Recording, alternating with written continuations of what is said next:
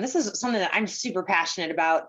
I think that one of our greatest superpowers is understanding who we are to our core, the good, the bad, the ugly. How do you utilize it to move forward? And I think this is one of the greatest things. Like, the pandemic has taken a lot of toll on us from a mental and an emotional perspective. This is one of the ways that we can kind of re-grab exactly what we need and what we need to move forward in life, and just really figure out what's going to set our soul on fire to make us the absolute best people possible to come out of this. Really just, I think the series is called Bursting Through the Walls of Mediocrity. And that's exactly what we're doing. We're going to burst through that, and it all starts with you. So I'm really excited to share this with you. Again, please ask questions. I will give you the most, I'll give you the most authentic answers possible. And let's dive in. So with that, we'll start screen sharing. All right. Gotta love my technology piece. Where's my slideshow button?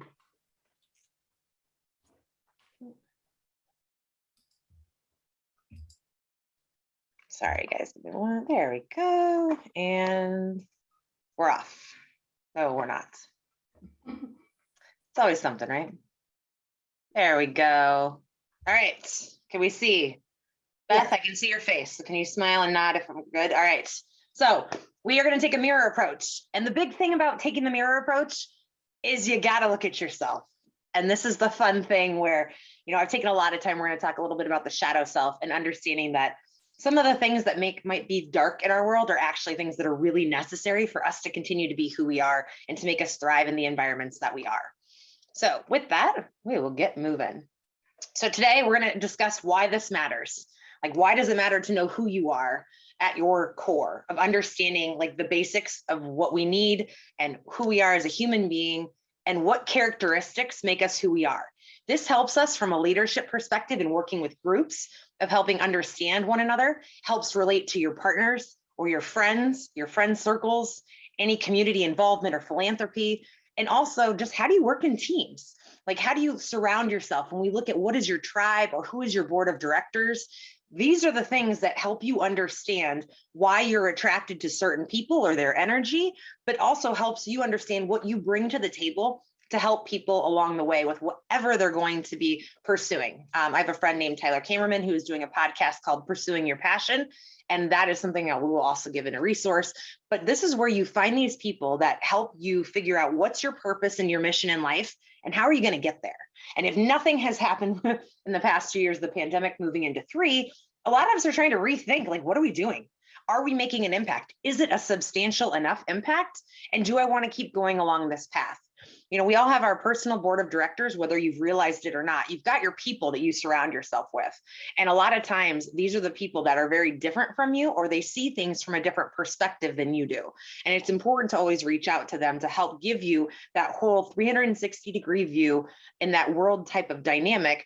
But they also don't necessarily just tell you all the good stuff. You got to actually hear the ugly stuff sometime. I think Michelle Green from NARS, love her dearly, always talks about you called somebody's baby ugly. It's not necessarily the greatest thing in the world, but we got to know. Sometimes you just got to know. So with that, today we're going to dig in. I'm going to give you a ton of resources that I would like you to, if you're going to come along for this journey with us, please utilize these resources. If you attended the Positively You retreat at the beginning of January, some of these might look familiar. So thank you to Yvonne for the character assessment, because we're going to re-dig into that today. But also we're going to take a look at a couple other mediums. And I would love if you have any recommendations of assessments that you have done in the past, please throw them into the chat so that we can all collectively learn better as a whole. This community learning is all about learning from each other and sharing our stories. And today we start with taking a reflection upon ourselves. I'm going to give you a lot of questions. You do not have to answer all of these questions now, but I do challenge you to take the time to answer. One of the reasons that we don't take a really solid look at who we are from the mirror approach is because it takes time. It takes time to get quiet, to get clear, and to really dig into who are you? What do you want? And one of the easiest things that we should be able to answer is to be able to say, what do we want? And it's a very hard question. It kind of reminds me of The Notebook when Noah is yelling at Allie and he's like, what do you want? You should be able to answer that. So we're going to start out first. So if you have your paper and you have your Word document, whatever it is, for the next 2 minutes, I want you to write down all of your accomplishments and everything that you are proud of about yourself. You get 2 minutes to write as much as possible about what makes you awesome. And you don't have to share this, but I want you to really think about what makes you amazing and what have you accomplished that makes you proud of yourself. You have 2 minutes, go. Quick question, Claire. Is this for personal or professional? Yes, you can, it's whatever you want. You can do Okay. either or, but this is your time to brag about yourself to yourself. So this is kind of one of those things that I would consider it like if you're writing a letter to your best friend to tell them all the great things about them, except that your best friend is you. And at the end of 2 minutes, I will ask you to write one in the chat that you would not mind sharing with the team.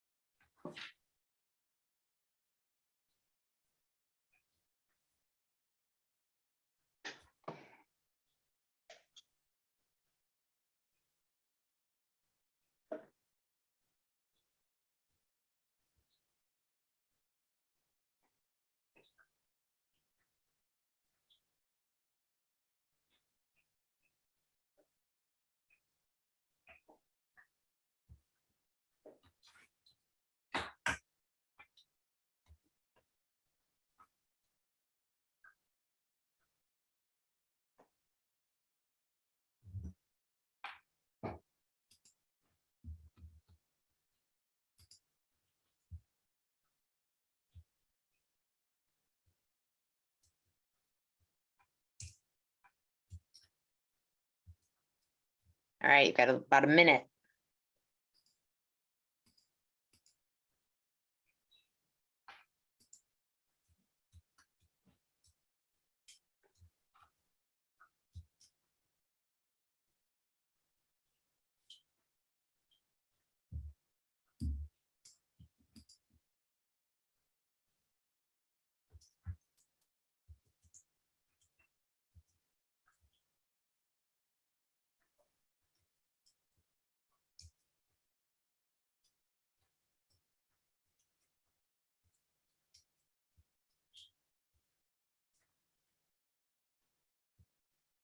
All right, I hope your brag book looks fantastic. If it's blank, we've got some work to do. So talk to me afterwards. Now, if you are comfortable, share one thing in the chat. Let's celebrate each other's wins. Mari, I'm gonna let you monitor the chat for this one for me. Thank you.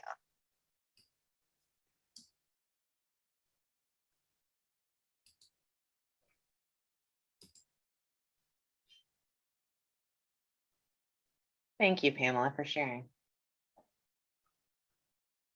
Oh, nice job. Oh, these are great. Ooh, division athlete, nice.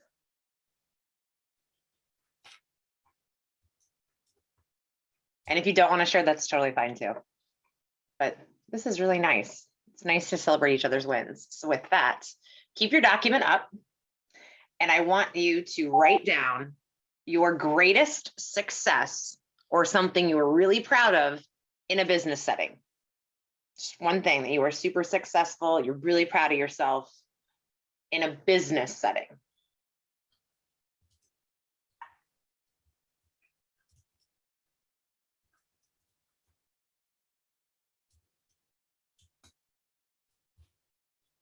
Then I want you to write your greatest success or something you are proud of in a personal setting. And parents, you can't write your kids. And I'm going to caveat that because as we look at the mirror approach, a lot of us identify ourselves through being a parent. We identify ourselves through being career oriented and we identify ourselves being a parent. Guess what? Today's not about any of that. We're going to celebrate our wins and our successes, but I want you getting back to the root core of you. Who are you? You go into a business setting. You are a parent. You raise children. They are fantastic, lovely human beings. I have a mini me, totally get it. But that's not what today is about. And it's so great if you can not kill them by the time that they are 18, which is like a huge success in itself. But that's not about today.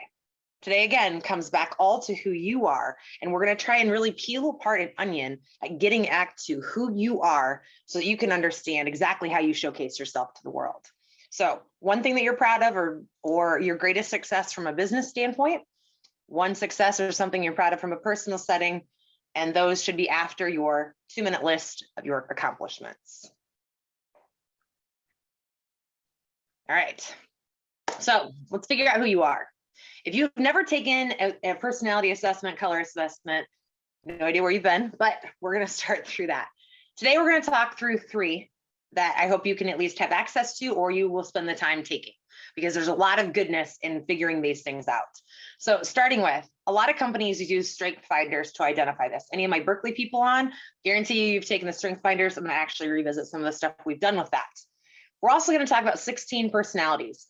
I had never taken this assessment until recently and was absolutely fascinated by how this comes across from a personality standpoint. And this website, that if you do choose to go take this, gives you a lot of insight into how you relate to people, what your friendships are like, partnerships from a romantic setting. How are you in a business setting? How do you parent?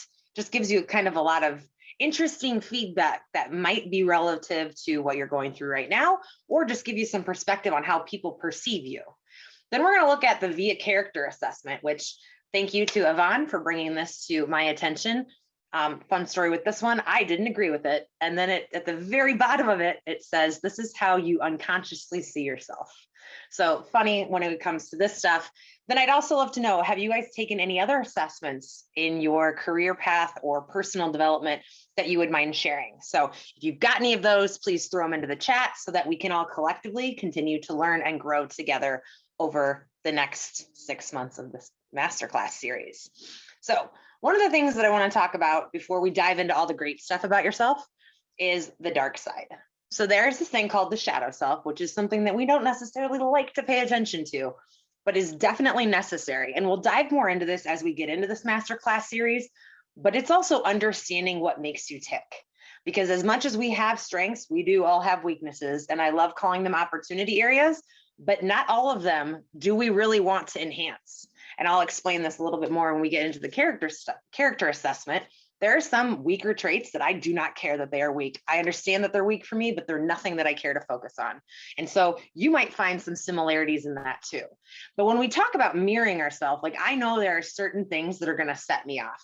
I have a best friend who he says that within the first 10 seconds of talking to me, he knows what day we're going to have. And I always find that fascinating because I'm like, I don't realize that. And he's like, oh, I do. You call and I'm literally 10 seconds in, I know what kind of conversation it's going to be. So figuring out either one, how do you identify that within yourself?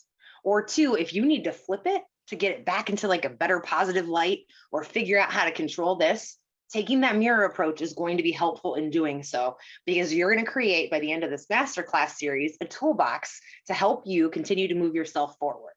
Now, the dark side's not always bad though. Sometimes you've got to wake yourself up to remind yourself why you're alive. And there are certain things, like you can relate it to like the mama bear approach, where if you poke me, I will come back. Like there are pieces that will continue to emerge that aren't necessarily the most beautiful, but they're there, and they're there for protection. They're there to validate respect. There are things that are going to stay inside of you, but it's learning about what are those, being aware of them and understanding how to control them. Because, you know, as we age, controlling emotions is a huge issue. And I can tell you, I've been a very spunky, pugnacious kiddo since I was probably born. And I still, to this day, am working on controlling some of those emotions. But my emotions and my passion are what drive me and are what fuel who I am and how I present myself to the world. So understanding that it's not always a bad thing, but sometimes people don't receive it in the way that I intend to put it out there. So things to think about when we talk about this. So you might see some negatives that you don't like, but acknowledge it and then either figure out if it's something you care to address or you don't. So with that, we're going to get into Strength Finders part first. If you've not taken the Strength Finders before, fantastic assessment. I personally find it interesting. I believe there are some perspectives are going to tell you that these don't change. I'm going to show you that they do, but in an interesting capacity. So this is for all my Berkeley friends. So when I first came to Berkeley, this is something that they have as an assessment that we do with HR. I think it's fantastic. It shows you how to work with people. It's great. So right when I came, my top 5 for Strength Finders were the Achiever, Woo, Positivity, Competition, and Input. This is before any of the industry mind shifting things had started to go out into the work comp industry. So when we look at Woo, that had to be there. because I had not yet won people over, the winning others over, into understanding what kind of philosophy and mindset we really wanted to put out into this world. Then we look at like competition of understanding, like you've got to be number one. You've got to make sure that if we're going to put out something into the industry that's going to be game changing and different, like I'm going to win. My team's going to win with me too. Like we all have to collectively win. But in order to do that, I needed to solicit input from others to be into a winning team type scenario. So when we do the pre, we see that I've got achiever, woo, positivity, competition, and input. The post, after this is built, this is upon my exit of Berkeley. And I love the workers recovery unit and all of my Berkeley friends that are on. I love you guys to death. So happy you guys are all doing well and killing it. My post, achiever, still number one. Futuristic now, woo's gone because we've already established what needed to happen. Positivity, still number three. But now you see that it's shifted. And now you see strategic and learner come into play, which if you think about from the transition of where you're going along your career path, like when you're designing something, so we're going to just use my life as an example. I wanted to design completely game-changing things. On the carrier side, I wanted to design that workers recovery unit. On the TPA side, we designed the Workers' Compensation Center of Excellence. Those things take a different mindset into looking into the future and how to strategize, partnerships, team building, how do you collaborate with people? And then being a lifelong learner at this point really took that shift. So instead of soliciting input and trying to figure out how do we do this, it shifted into what strategies do we shift into to grow? And so I find it interesting when we talk about this, when we look at Strength Finder, and if you've taken it, I challenge you to take it again and see if something has shifted and to see if that helps you depict in telling your story and understanding like, who are you, the why, the how, the what, and does it make sense with the timeline of your life? I saw in the chat, we've got some people that have completed their master's degrees recently and probably a few years ago. That's fantastic. Does that depict who you were in that time period? Also, if you're a parent, we're very different when they're little to when they're older. There's a lot of different things that we shift at our core to help ebb and flow with what life is doing with us at that moment. So we're going to take the two that did not change for me and we're going to dive into them. So number one, the achiever. Okay, so when you just see the word achiever, you're like, yep, okay, achieve. Right? It kind of has a like positive spin to it. Read the description. Not necessarily. If any of you know me outside of work or in personal setting, this is me to a T. I need constant achievements. One of my friends last week described me as the chronic overachiever. It's absolutely correct. I will always get things done, achieve, achieve, achieve. I never feel validation. I never feel like I've done enough. So there's like a big loophole here into, okay, these are the people you want on your team because they're going to get it done. The problem is these people also seek this like weird validation that you can't get from achieving. And so it's an interesting concept. And I'll explain a little bit more here in a second, but it is like, we don't start every day at a level 10. We start every day at a level 0, and we've got to work our way up into those achieving moments to end up hitting that like level 10 that some people wake up hop out of bed. They've got this zest for life. I don't necessarily do that. I'm like, okay, what am I going to accomplish today? And I go through that list of what can I get done today? What can I check off my list? What can I do to help my team? How do I grow our organization? What am I going to do for myself? And it ends up becoming like an achievement list on a daily basis. And so understanding this, of getting to like really dive in and peel apart that onion to understand why is this? So I'm an adopted kiddo. So my validation was always, I need to make sure I don't get sent back. After being somebody that was in a foster care system, I don't want to get sent back. And back then it was like all these like mind shifts of, I don't want to get sent back to the orphanage. I don't want to get sent back to another family. So if I keep achieving, maybe they won't send me back. Like it's a validation thing.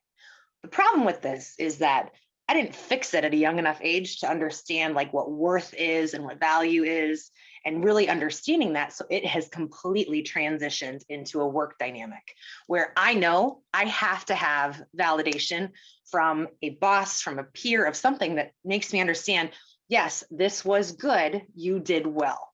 So I know that. So words of affirmation, if you're a love language person, huge thing for me. Hearing I'm proud of you, huge thing for me. You can ask my daughter, I tell her I'm proud of her every single day because it's words that I didn't hear. She doesn't need that, but I'm going to absolutely project on her all the stuff that I didn't get because it's just who I am. And so understanding that, diving into this achiever where there's a lot of great qualities, there's also a lot of subconscious stuff that's in there, and understanding exactly who I am at my core, and understanding that once you reach those accomplishments, okay, you get to a point. I have a ton of credentials. I have a doctorate. I teach, like I do a lot of stuff. And so that's where when you dive in and you peel apart this onion, so what makes me feel good?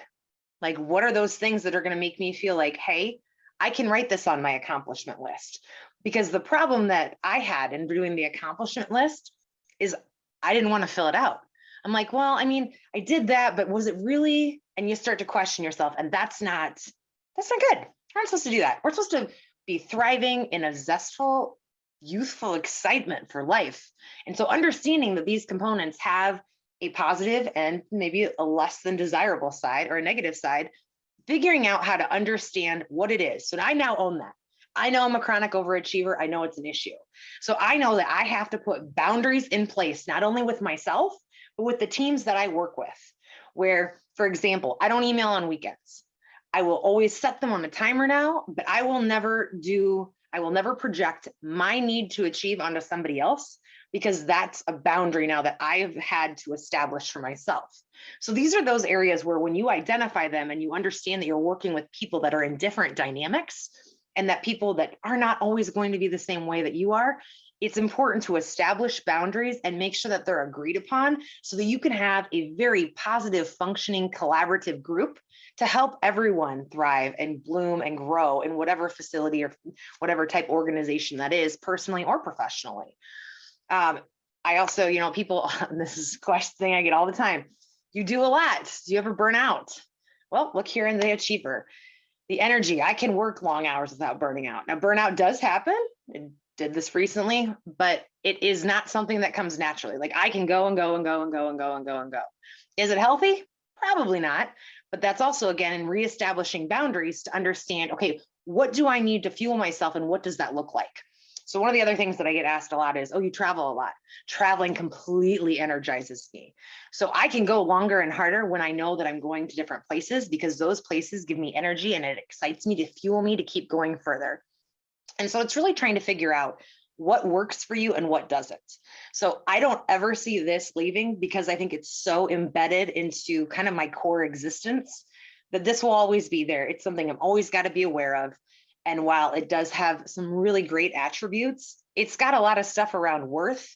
And that is something that I will continue to just have to acknowledge and be aware that I didn't want that for my child to pass on to another generation. So things to think about as you look at these.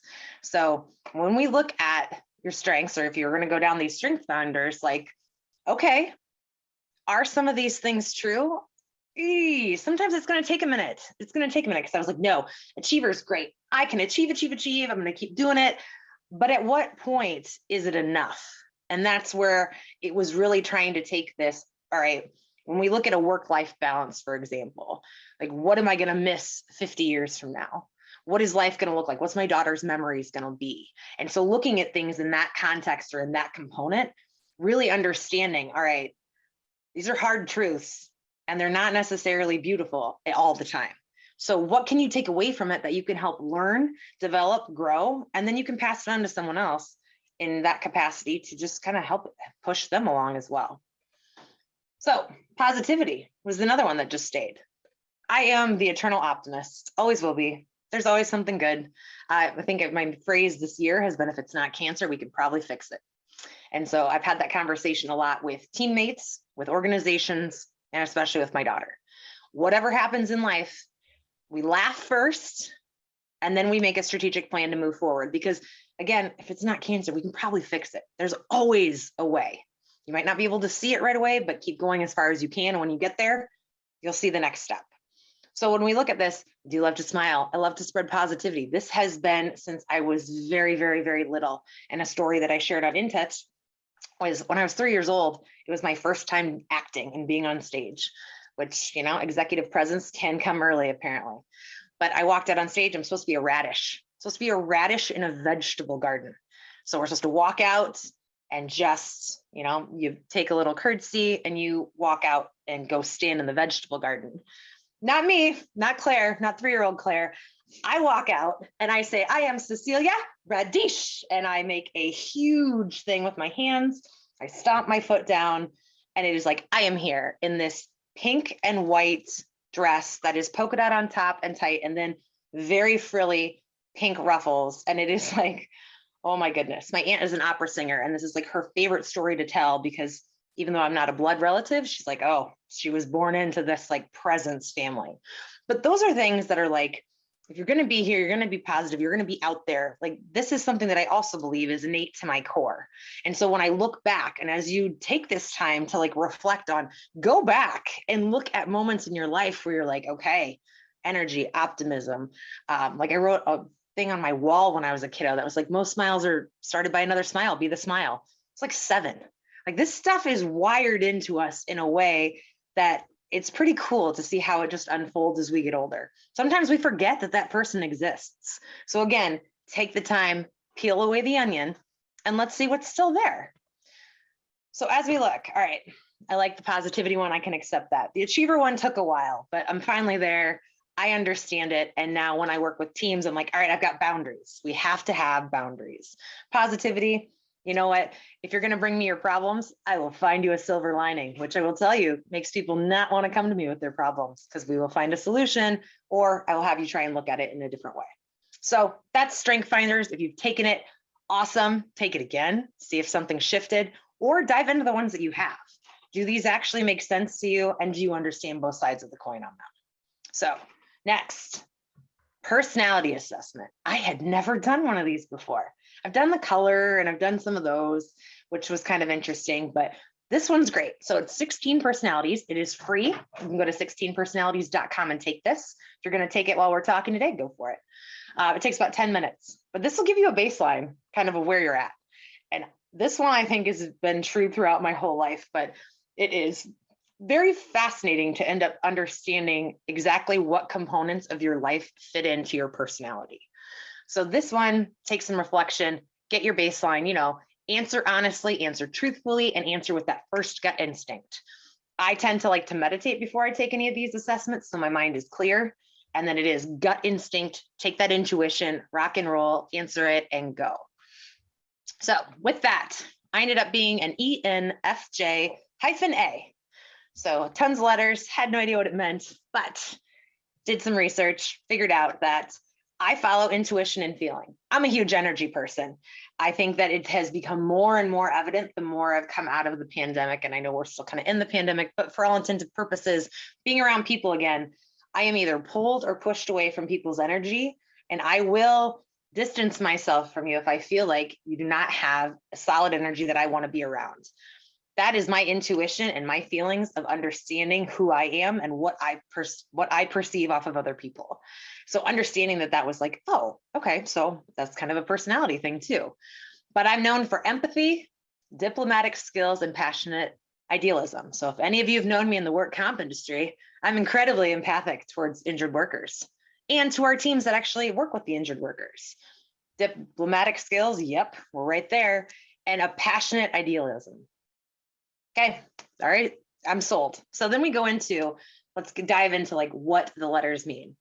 So it ended up being that I'm a protagonist, which kind of made me laugh. But so very extroverted, intuitive, feeling and judging, warm, loving, helping others, very strong ideals and values. If you've ever worked with me or we ever do encounter each other from a business standpoint, values are important to me. Everything that we do in life, we have our own personal mission, vision, and values. I've said this recently, and I will say this probably till the end of time. If your personal mission, vision, and values do not align with the organizations in which you put yourself in, whether it be in a philanthropic standpoint or from a business standpoint, it's not going to be in alignment.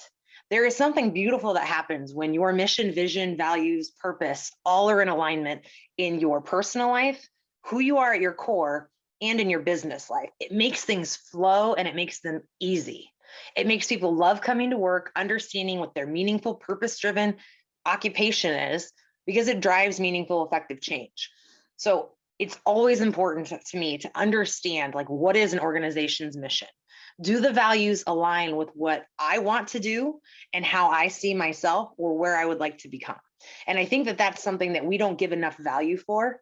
And so when you're interviewing with organizations or you're taking a look internally at your own organization or anything that you're going to start or be a part of, take a look at that, because that will, one, help you with the alignment of what your whole core being is, as well as it makes it so much easier to use like creativity and move forward when you are really practicing your truth and standing in it at all times of the day. The other part of the personality assessment that I learned is that I have an A. I am assertive. Random.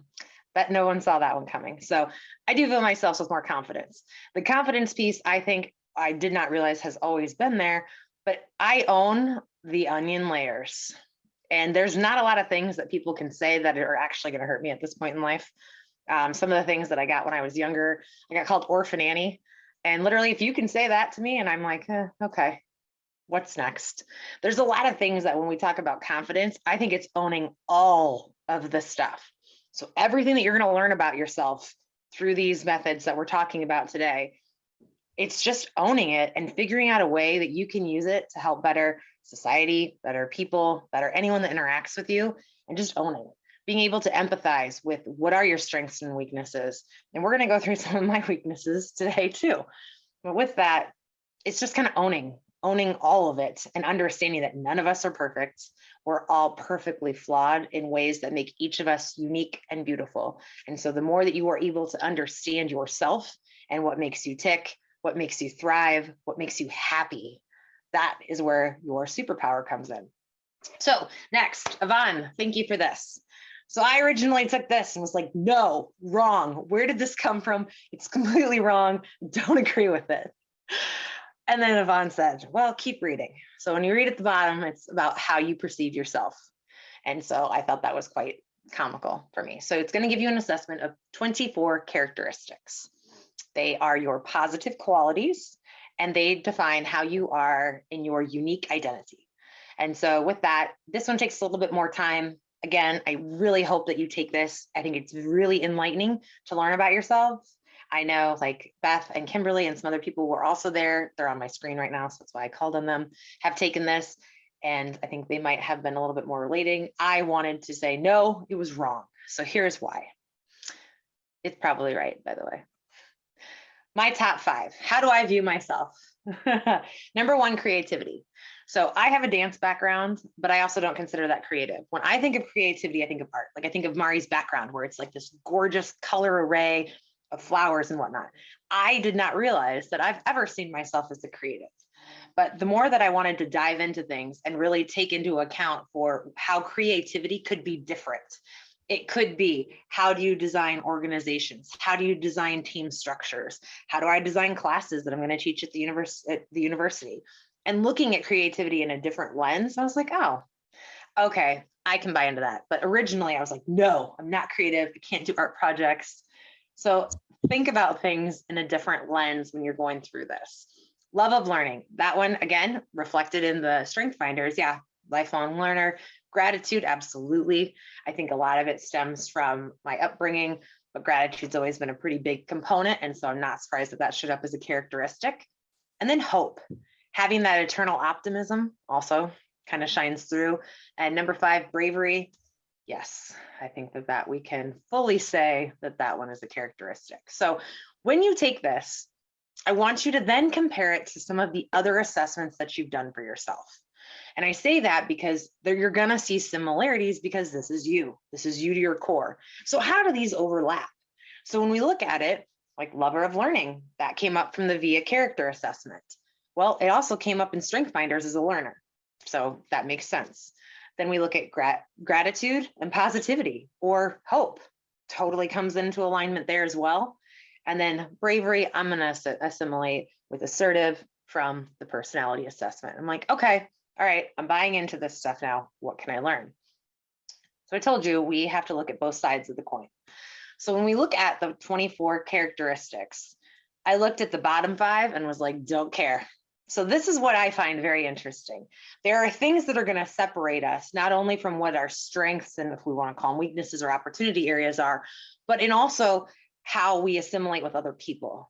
So from a judgment, forgiveness, teamwork, self-regulation, and prudence standpoint, okay, so those are low. I don't know that I necessarily want to really focus on that.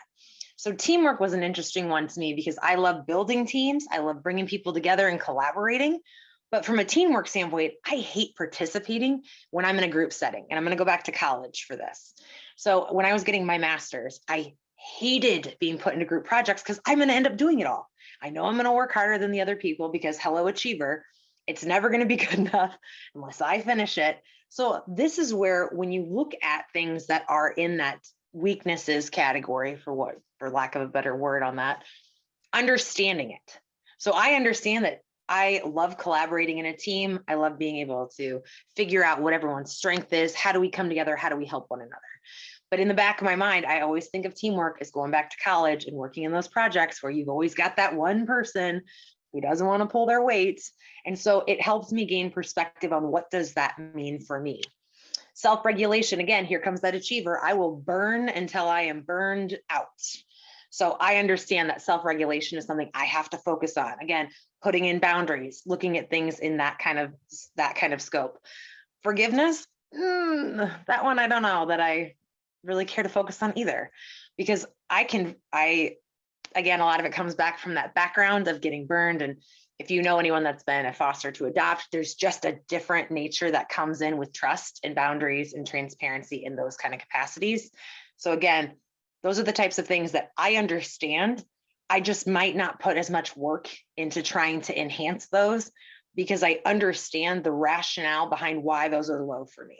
So when you get yours and you're looking at these, pay attention to these too and see, there's always the wonderful mix in the middle. But the bottom ones, I think, will also tell you a story that help you understand if that's something like, do you really care to strengthen those? Or would you rather focus your energy on the things that you are doing fantastic at? There are 2 different philosophies behind this. Sometimes it's like, well, you can be really good at these things. All right, so let's enhance that. Or do you want to spend time and kind of focus on those less strong characteristics? Choice is yours in this type of scenario. Again, you're going to have different philosophies behind this. I can just tell you that I'm okay with where I'm at on these. So maybe you will be too, or there's something that you want to get some perspective in. There is also a children's version of the VIA character finder or character identifiers. So if you would like to see where your children lie, that is also available as well. And I think that is also something when you're looking at the strengths and weaknesses, like who is your child now at this present moment? Is there anything that you want to help them with, etc.? Things like that. So you can dive into this. There's a lot of cool stuff in there, a lot more about what each mean and how you perceive yourself as well as how you work with others. So, all right, that's enough about me. I just want to give you some examples. So now we're going to dig in to you. And I would love to make this very interactive. So these questions are all going to be, Samantha can email this out at the end. So you do not need to write drastically right now, but we're going to go through about 20 questions that I want you to try and take time over the next couple weeks before we meet again and really figure out what this means to you. And we're going to go through why the importance behind each question, and then I will turn this over to you guys. So let's dig in. When we talk about what activities do you do for yourself, this is imperative. What do you do for yourself? And if anyone wants to throw something in the chat, I want to hear it. I don't want to hear about what you do to keep yourself healthy for your family. I want to know what you do that is purely and selfishly for you. It doesn't benefit anyone else. It is selfish and it is all for you. And if I'm going to guess, this is going to be hard for people to think about because while like keeping ourselves healthy is great for us, usually we aren't doing it for ourselves.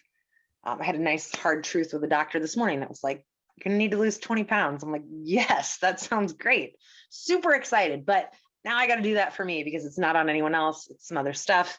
And that's really fun to hear. But so think bigger than this. I want to know what you do that is awesome from a standpoint of like, I like to go hiking by myself I don't take anything with me. I just like to go hike, or I like to spend time reading. Any activity that you do for yourself. These are those little re-energizers that help burst your energy even when you don't realize it. Music is one of the most powerful, easy ways to snap yourself into a good mood or a productive mindset. And probably one of the things that I utilize the least, but also a very easy thing to do. So then when do you find yourself the happiest? And I say happiest versus productive or engaged or present. When do you find yourself the happiest? What are you doing? What does it look like? Do you get lost in the moment? I know Mari has talked about she has a tea ritual that she does every morning. That's a happy place. So can you create these moments or these elements of happy, even if it's just for a few seconds each day, that are purely for yourself, that make you feel amazing in all essence of your being? Then what does the ideal day look like for you? If you had a day where you could go anywhere and do anything, who would you be with? What would it look like? What does an ideal day look for you? Maren, since you put this out on LinkedIn, I'm actually going to call on you for this. You posted, I took a day of PTO last week because I felt like it. Maren, what did you do with your day? What was that ideal day for you? It was my first installment of a monthly PTO day that I scheduled on my calendar this year. So Yes. I took my kids to school. I went and got gas, and then I came home and I took a really long shower. I took forever in a day to get ready because I was not interrupted by anybody. So I took my time. Then after I was all ready, I took a nap until I woke up. I didn't set an alarm. And then I watched a movie that I've been wanting to watch. And then I went shopping for the last little bit of time that I had. I love that. Okay, so we talked about boundaries. I've been talking about boundaries. One of the things, since I know that I'm an achiever, and Maren, you just said it, you put in that one PTO day a month. Yes, I'm doing something similar. I want one Friday a month. I'm taking one quarterly trip personally, and I'm taking a week for philanthropy, and I'm taking a week for vacation with my kiddo. But those things, like what Maren talked about, and doing, like, actually, that's putting a boundary in place. I am taking one day a month for myself. Because if you don't, the time gets eaten up. And you know what, Maren, that day sounded fantastic. And I saw it created a ton of traction on LinkedIn, because good for you. The amount of responses that were like, oh, great idea. Good for you. And it started like a movement on this. I think it's imperative. So when we talk about like what your ideal day looks like, then go do it. If it's something that's simple like that, like I'm going to take a crazy long shower, take forever to get ready, and I'm going to nap, and I'm not going to set an alarm. That would be amazing. Actually, that sounds wonderful. But those are the things, like, what would you do for yourself? Then what are those moments that set your soul on fire? There are those moments. And this is where a lot of times, this is where I'm going to have to ask you, separate out the parent stuff, because the parent stuff, those moments when you get to see your child come into themselves, or like my daughter's really active in show choir right now, and I got to watch her just blossom this past Friday. That's a moment that sets my soul on fire. But I'm not talking about that. This is the mirror approach, where we're looking at you. You are looking at you, and I want to know what it is for you that creates that internal moment, like what you feel for your children, or you feel for your spouse or your friends when you want to celebrate them. What is that moment like? And this may take some time to think about. And I'm a kinesthetic processor, so I like to work out, and that's how I work through things. I end up finding like clarity through it, and that's where I find a lot of my answers. But then also, what is your word? And I know a lot of us talk about what is our word for the year, and we all have like an intentional word. So if you've got a word for the year, please feel free to throw it in the chat, because it gives us some type of focus. My word that I didn't even think about, so this year my word has been evolve, because I'm ready to spread some rings and go try something new in life. Like I'm just ready to evolve into the next phase of whatever that looks like.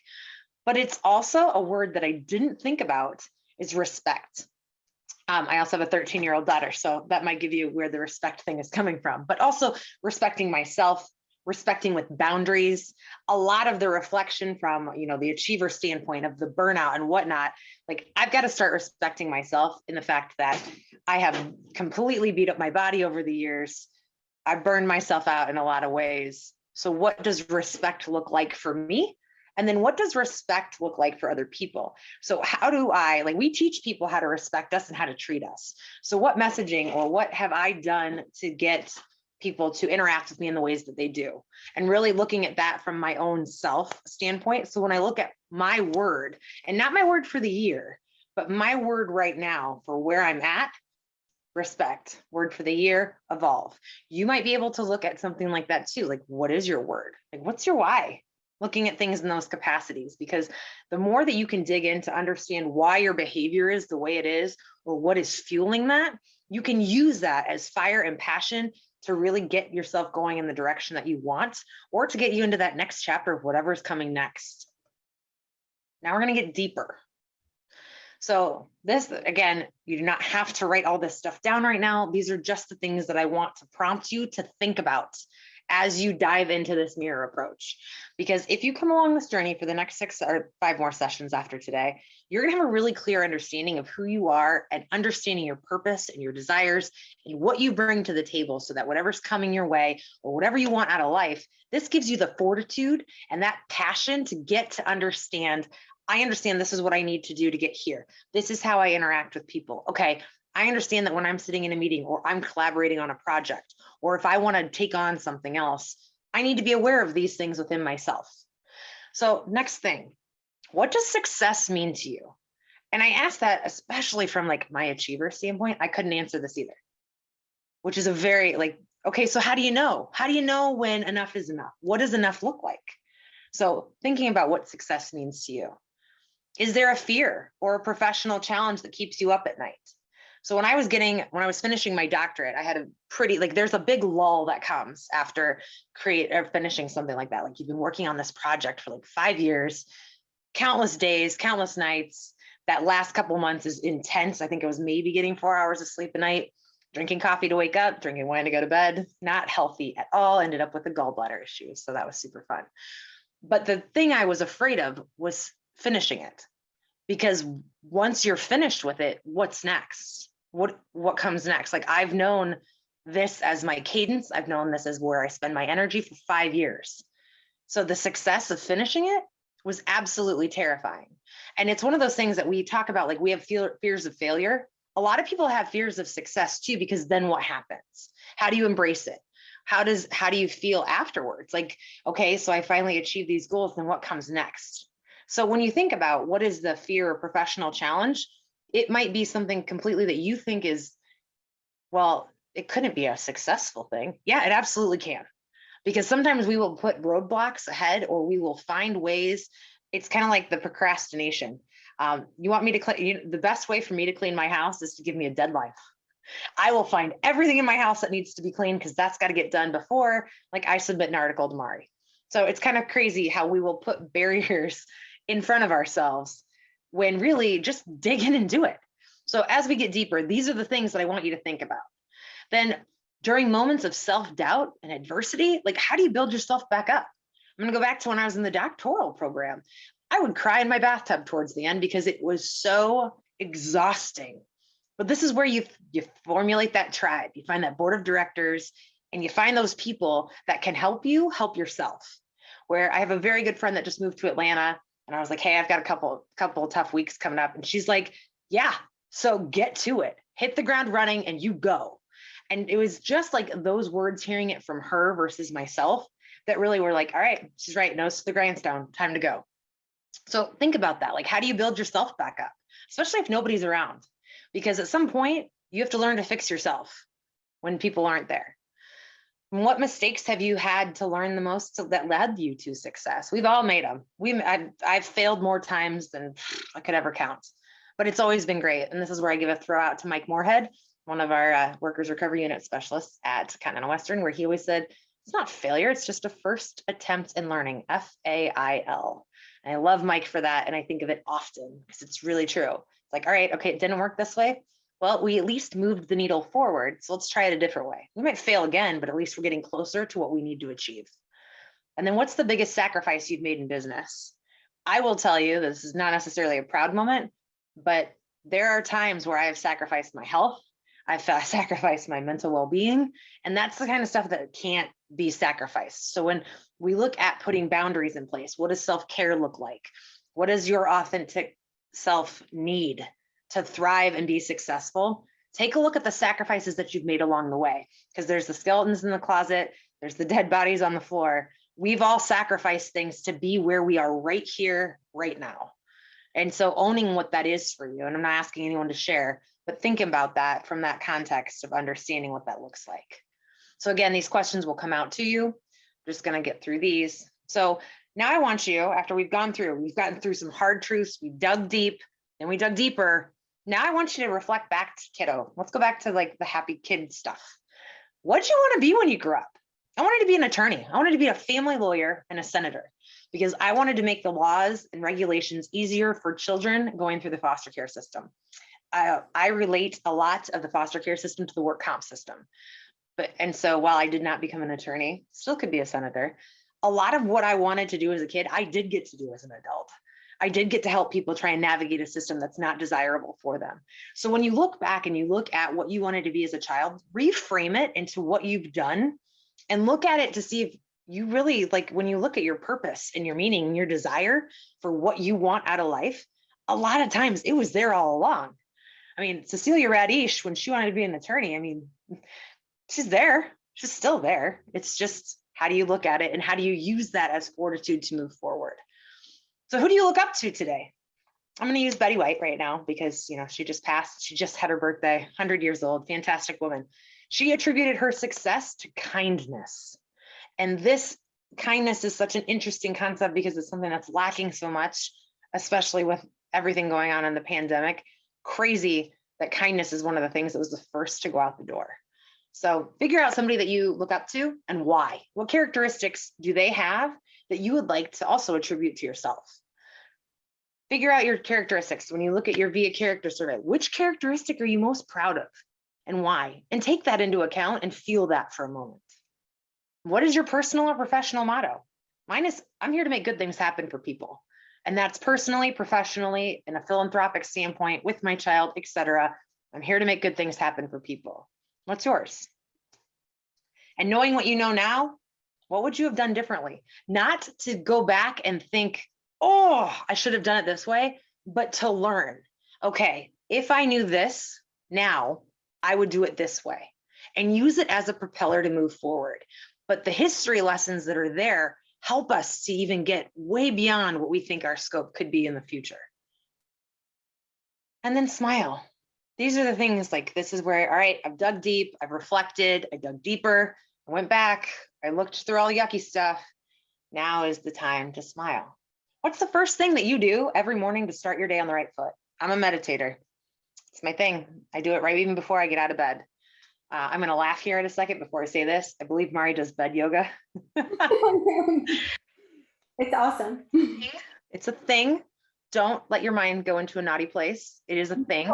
If you have back pain in the morning or hip pain or whatnot, awesome. I'm sure Mari can provide those resources as well. And what is the favorite thing about your workspace? If you work in a space that you do not love, find something to make yourself happy in this space. Then what is your favorite thing to come home to after a long day or to exit out of your office? Like, what is something that is so awesome?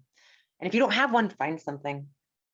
And then if you were magically given 3 more hours of your day, what would you do with them? I love that Maren didn't set an alarm clock. I would absolutely do that. I'm going to steal that. And then, of course, what tool, object, or ritual could you not live without in your day? So if you commute, do you have something that you do? Do you listen to podcasts? Do you listen to music? Do you dance it out? Whatever that is, finding something that makes each day special for you. And so with that, that is all your homework, just a couple things. And I will see you back here February 16th as we continue this along into taking everything that you're going to learn from this. And then we're going to talk about how you drive that into your authentic self. So with that, Mari, do we have any time for questions? Let me see. I'm just so into the conversation. It's 1 o'clock. It's 1:01. So no, but we have winners of our kindness challenge because we have 10. And I have, where is my little, gosh, I've been taking notes and I haven't been really paying attention because this class, I feel like I was in therapy. So so much. Like I just went through therapy and I'm like still trying to process everything. Okay, so let's see here. We get to pick 10 people that attended this class, and guys, I'm really sorry because I was so into the class that I don't have the 10 people. So any ideas on how we can choose 10, Claire, quickly before people, because I was just so focused. All right, I'll scroll through and just call out names. How's that? First Oh my names that God. we see. All right. Here's 10. Alla's the waiter. Ala, Yep. Cindy Housel. Cindy, Gina Holt. Gina Holt. Tandeka. and I'm not going for the last name on this one, girl. I got your first name down. We're good. Woohoo! Non vete. Thank you. Veronica Brooks. Veronica Brooks. Woohoo! Woo! Maren, I totally just stopped on you, but you also participated. So thank you for your help on that. How many is that, Yeah. Mari? Yes, we're at 7. Okay. And let's go. I'm going up. And Chris, I cannot say it. Zatoka? Chris Zatoka? Okay, got it. Scrolling down. Let's go. Pamela Seiler. Pamela Seiler. And the last one. Scrolling, not looking. Kevin Melkert. Kevin, and one more. Oh, okay. Sorry. What was the last name for Kevin? Kevin? Melkert? Okay. Well, the last one. Last one. Stephanie Bazal. And I think I just butchered that. And Stephanie, do not kill me. I know I will see you here shortly. If your name was called, I put my email on the chat. I need you to email me so that I can send you your gift card. It'll be an electronic gift card, and also the instructions. Please pay it forward. Follow the instructions so that we can continue the ripple effect and continue to spread kindness, right, throughout the entire workers' compensation industry and beyond. It doesn't have to be a colleague. It can be a friend, a neighbor, but we want to kind of keep pushing it through our industry as well. So don't forget, email me. It's on the chat. And join in touch if you haven't already. And with that, we will see you back here February 16th. This has been recorded, so if you need to come back and kind of do some reflection, you will have the opportunity to do so. It will be posted in the InTouch Vault. You do need to be a member of InTouch, so sign up at intouchwc.com. And with that, if you guys have questions or you have anything or want to share anything, please reach out. I am happy to be a part of this. We'll tell you this masterclass series is also being run through a group of students that I'm excited to see how they do as well. And so really, I hope that you guys are able to take this and make 2022 your year for you. So with that, thank you very much, Mari. Thank you to InTouch. Very thankful to be here. Thank you. Have a fantastic day, you guys.